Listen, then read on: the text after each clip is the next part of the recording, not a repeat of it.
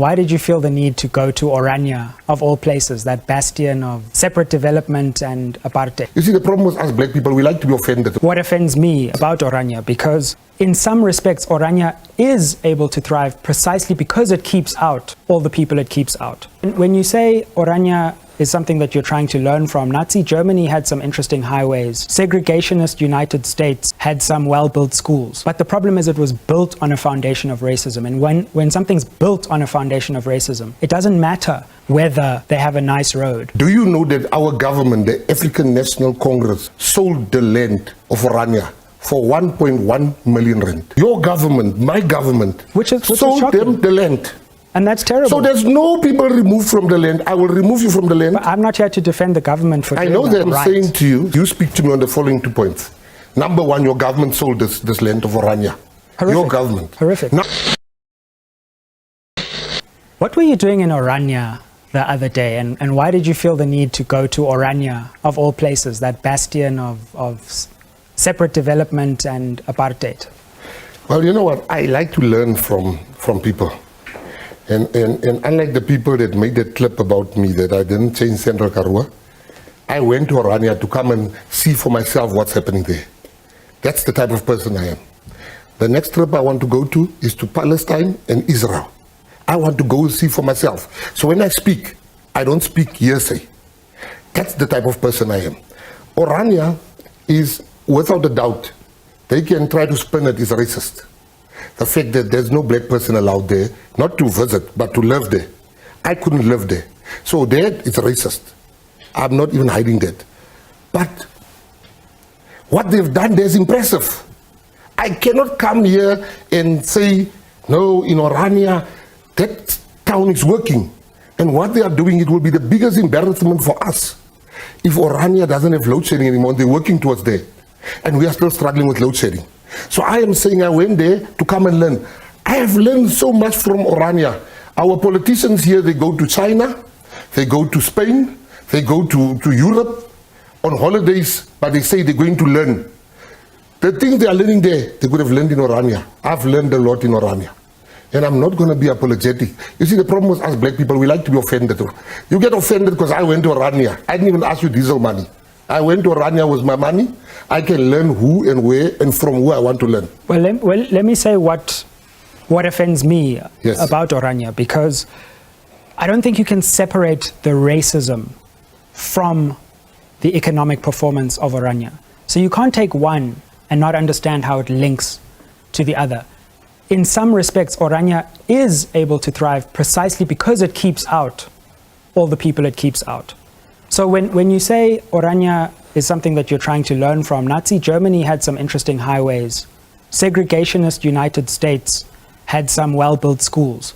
But the problem is it was built on a foundation of racism. And when something's built on a foundation of racism, it doesn't matter whether they have a nice road, because that road speaks to racism itself. No, I disagree with you strongly. Every person that I know that goes to Germany goes to the Autobahn. Hitler built the Autobahn. We all want to drive on the Autobahn. You see, that's where I differ. And I also differ strongly when you say Orania is thriving because they keep a certain people out. So when I dissect what you are saying that because black people are not there, it's thriving. That's what I understand was what you said. No, I'm saying because Orania was built on forcefully evicting the black people who were there. They worked on the dam project that was there before. And according to historian Edward Kavanagh, they were forcefully evicted by people who came with bakkies and guns and said, get off the land. So it's easy to have a wonderfully thriving land when it's built on a history of violence. But the problem is, had they not built it on that history of violence, there wouldn't be that land in the first place. Now, you see, you've just made my point. I heard the same thing you heard. I went there. Let me tell you what I saw and what I've been shown because I demanded to see it.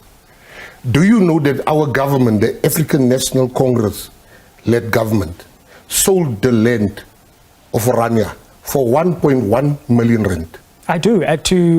For Woods. No matter who they sold it to. I mean, let's talk about they sold it. I think it matters who it went to. It went to Woods' son-in-law, Karl Bosch. People are different. We mustn't make people. I can't judge you on your father or your grandfather. No, but he's not some racial justice crusader. He's founded Orania, which is a whites-only town. But my point I'm trying to make is 2 points. Your government, my government, which sold them the land. And that's terrible. So there's no people removed from the land. I will remove you from the land. But I'm not here to defend the government for doing that. I know that. No, I know that. Let me just show you the 2 points. But that doesn't make Orania's racial segregation right. I'm saying to you, speak to me, all right. You speak to me on the following 2 points. Number 1, your government sold this land of Orania. Horrific. Your government. Horrific. Number 2, they went to court to have their own municipality. And they failed. No, they didn't fail. Our government settled with them. Well, I think that's a failure, to be honest. To say, no, you guys can have your municipality. That's why our government is not in charge. If I was in charge, there would not have been an Orania. But we cannot come here and listen to people say people were hit there with buckets. If I buy land now, I don't care if there's a white or a black or a colored man on that land. If I want to use the land that I paid for, they can't move.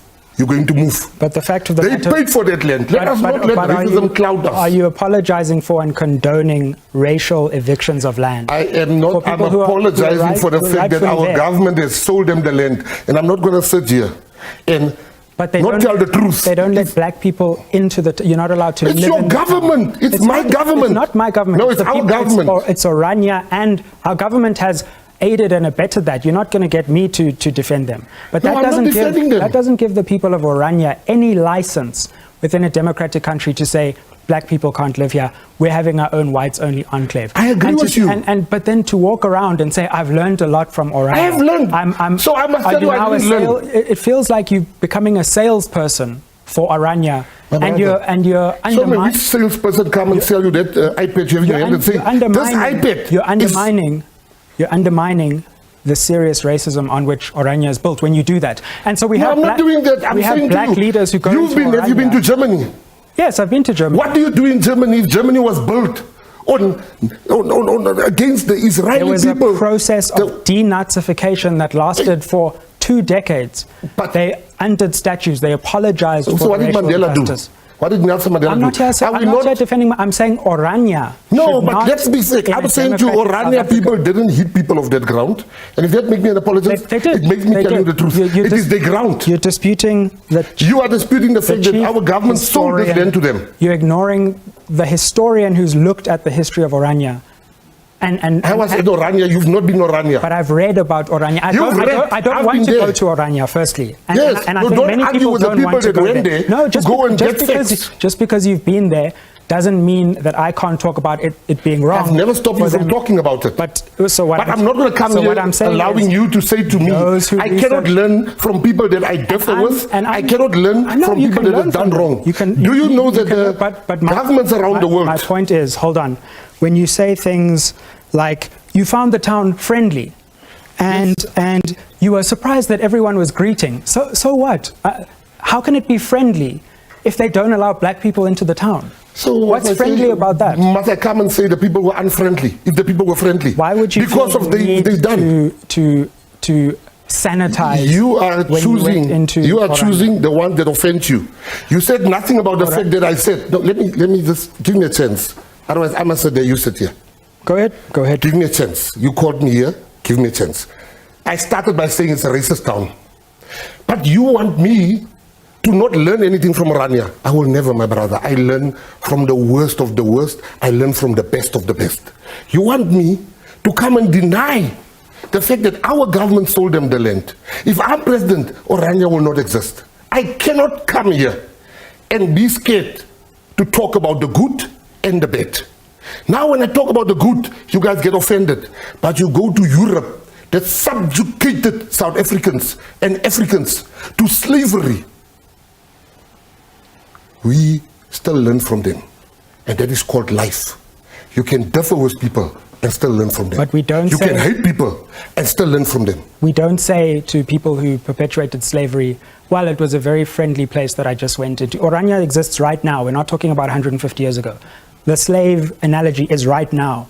And you went into the slavery part. So who slaves there? I think the slave area has quite friendly people. I'm looking around and they seem to be quite nice. They greeted me very nicely. The point is, it's built on an injustice now, not in the past. That's a different one that hasn't been apologized. So what you are saying that we should just ignore that it's there We should just ignore that our government sold them the land? I think it should be condemned unapologetically, and people shouldn't sanitize it or pretend we are not that it's something to be learned from. By calling some place a racist place is not sanitizing it, my brother. But saying the people are friendly, going there. But they were friendly. What must I say to you? But being filmed I've there, met the most friendliest people. There's people here. I've encountered no direct racism on my person, while in South Africa, we are subjected, outside Orania, we are subjected to constant racism. Black people here are subjected to constant racism here. Now you want to beat the people there because they didn't show me any racism. I will never.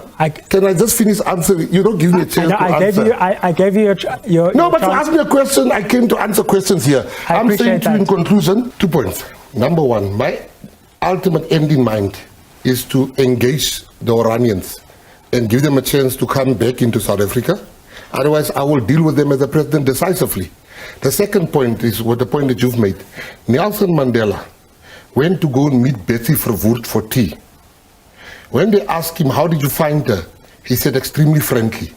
So me and Nelson Mandela understand that you can find races at certain times friendly.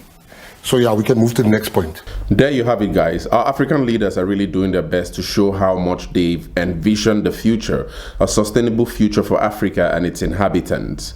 But you know, here in Kwazemi, we also love to hear from the people of Africa and lovers of Africa in the comments. So we encourage you to watch the videos as we post them here on Kwazemi, and do not fail to share your comments in the comments where you express your views, especially as people who love Africa and really wish the best for the future of Africa. So whatever it is you've heard and whatever it is you have a feeling about the speech you've just heard, please make sure to put it down in the comments. Thank you for watching, guys. I really hope you enjoyed this video. Please share and like and subscribe, because that's the way you support Kwazemi as a channel, an Afrocentric channel, where we try to understand deeper issues in African history and hopefully develop a collective intelligence on how we wish to build the Africa we want to see as people of Africa. See you in the next one.